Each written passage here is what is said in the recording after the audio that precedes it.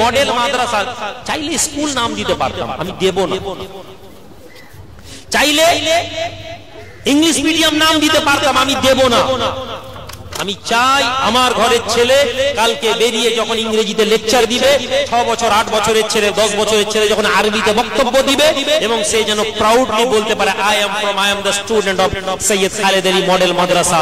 যারা মনে করে মাদ্রাসা মানে, যারা বলতে দ্বিধা করে না জঙ্গিবাদ পড়ানো হয়, যারা বলতে দ্বিধা করে না মাদ্রাসা মানে আতঙ্কবাদী তৈরি করা হয়, যারা বলতে দ্বিধা করে না মাদ্রাসায় শুধুমাত্র ধর্ম পড়ানো হয়, তাদের চোখগুলো খুলে যাবে যেন যে না, মাদ্রাসা আমাদের এলাকার সেন্ট জেভিয়ার্স এর মতন স্কুল, সেন্ট চার্চের মতন স্কুল, সেন্ট মেরিয়েটের মতন স্কুল, বড় বড় মিশনের মতন স্কুলকে কাউন্টার দিয়ে আমরা আমাদের ছেলেকে মাদ্রাসা থেকে তুলবো ইনশাআল্লাহ।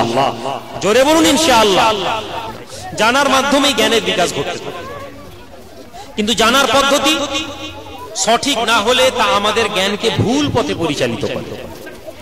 একজন প্রাপ্তবয়স্ক মানুষের মস্তিষ্ক যে পথে পরিচালিত হয় তা তার ফেলে আসা শিশু জীবনের বহুলাংশে প্রভাবিত।